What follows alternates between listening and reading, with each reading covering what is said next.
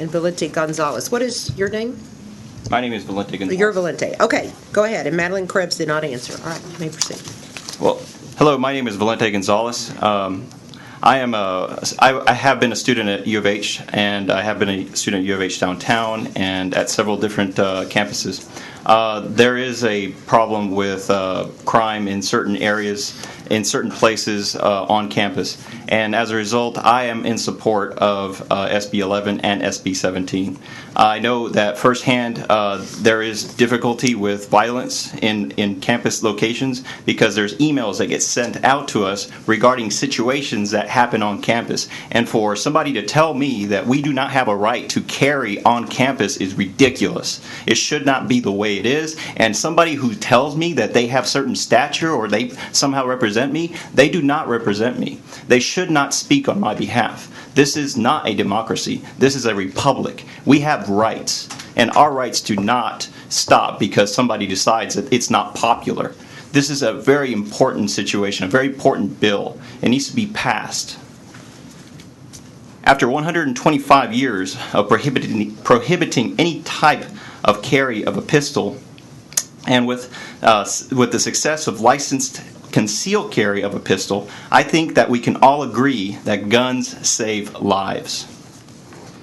I don't see anything wrong with open carry. It will deter crime, and it will save lives. And it will keep me from spending money at places that do not like my rights. If they put up those signs, I don't have to visit those places. And I'd be more than happy not to. And I thank you for your time. And I remind you that we all really support constitutional carry. And this is just one step in that direction.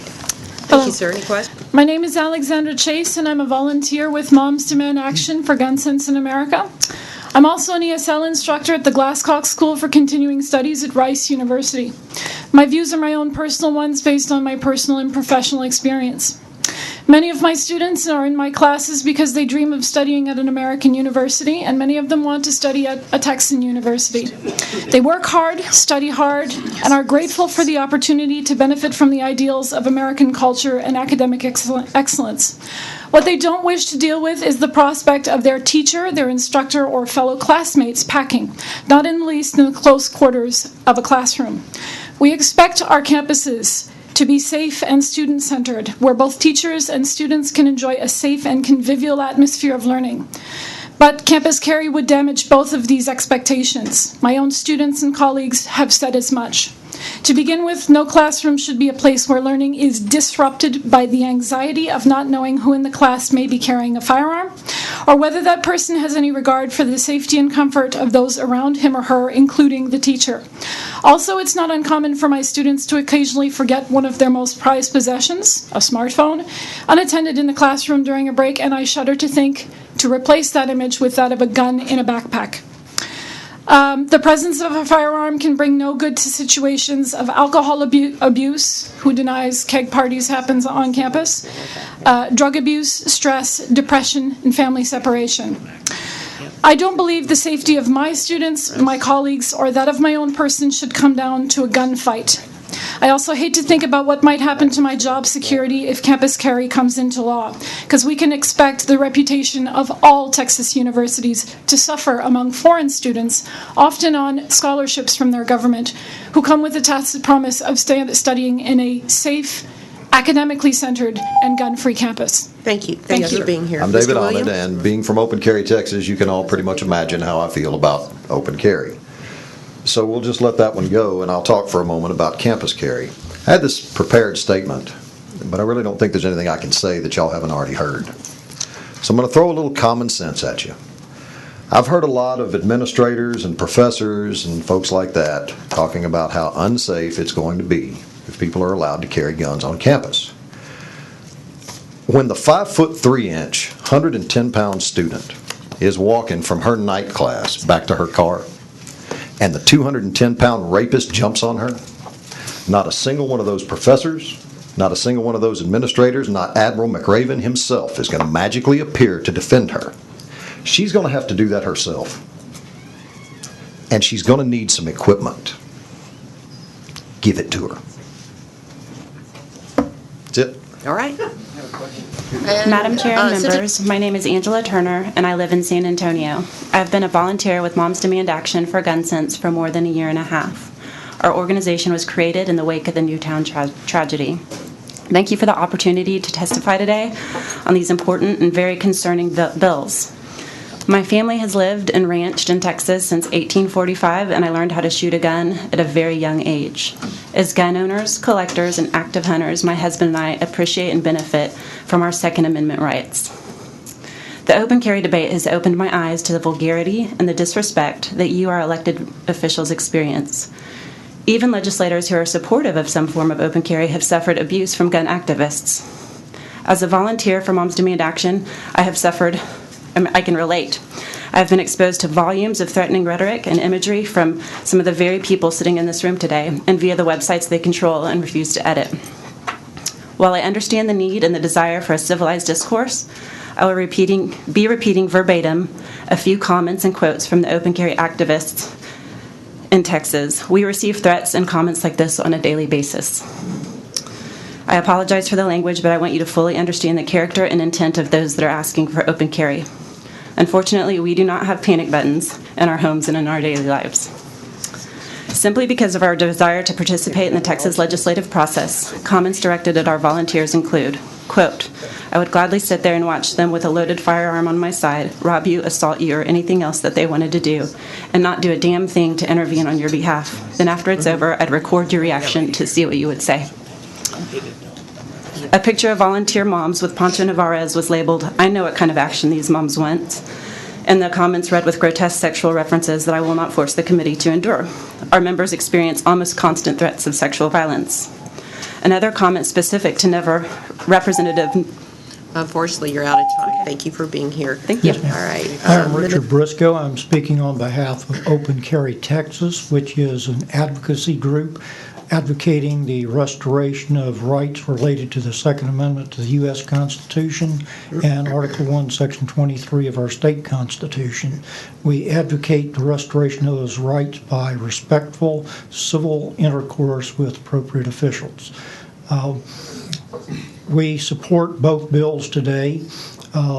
We believe that the artificial line between an otherwise public area and a public institution should not deprive individuals of the choice to carry a licensed firearm. As to Senate Bill 17, we also support it, although, as I've discussed with you, Madam Chairman, we still have a bill which we will continue to advocate for in addition to this. As I also discussed with you, we believe there should be a review of CHL fees to deal with current technologies to determine their appropriateness. One of the issues that has arisen in other states is the matter of disorderly conduct. We believe there should be a provision which explicitly states that the mere fact that an individual is openly carrying a handgun does not constitute disorderly conduct. There are some other issues dealing with holsters, which I've dealt with Senator Estes' staff about, that we think could be refined a little bit. In addition, we've got laboratories that we can learn from, 44 of them. There are 31 states that have unlicensed open carry, 13 that have licensed carry. And the simple answer is the concerns many people have expressed have not proven to be a significant issue in those states. And I think we can learn from their experience. Thank you, ma'am. Thank you. Hi, my name is Heather Ross, and I represent Get Equal today. I find it abhorrent that these bills were rushed to committee after the head OCT, along with several members, threatened representatives' lives, and then met with members in their offices to attempt to resolve issues.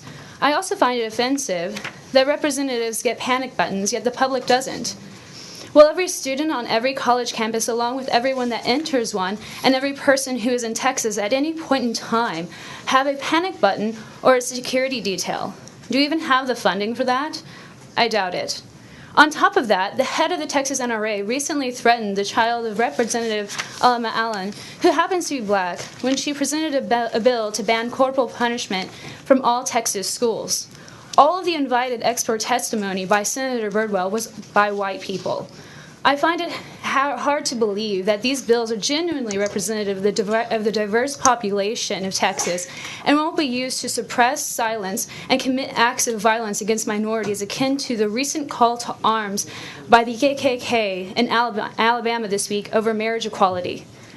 I do believe both SB 11 and SB 17 will be used to suppress people's First Amendment rights, especially minority communities that the GOP, who runs this state, has historically proven to disregard. I am a bisexual woman with epilepsy and would feel incredibly unsafe living here if either of these bills passed, even after I've lived here for over 20 years. I went to Texas State for undergrad and will not go further in my education in this state if these bills passed. I also was in an abusive relationship in college where I was at one point suicidal and thought if I had a gun, I'd shoot myself right now. Since I don't, I'll jump off my balcony, which I was prevented from doing. I've had mental health care and would not make that choice now. The belief that a person who wants to commit suicide will find a way is a false one. A gun increases the likelihood of success. I've had 2 family members commit suicide with firearms in Texas. Please don't increase the feasibility for people to do so. Thank you, Ms. Yes, sir. First, I want to correct some sworn testimony that was given by one of the former testimonies about the head of OCT making threatening statements. I know that's categorically false because I am the head of OCT, and I have never made threatening statements to a single person, other than Iraqis when I was in Iraq for a few times. So I'm the head of Open Carry Texas. I'm the founder and the president. So I'm the guy that you get to blame or praise for the open carry discussion here in Texas. I'm the guy that's responsible for all the open carry rallies from every corner of the state, all the way down to Harlingen, over to El Paso, up to Texarkana, Red River, Amarillo.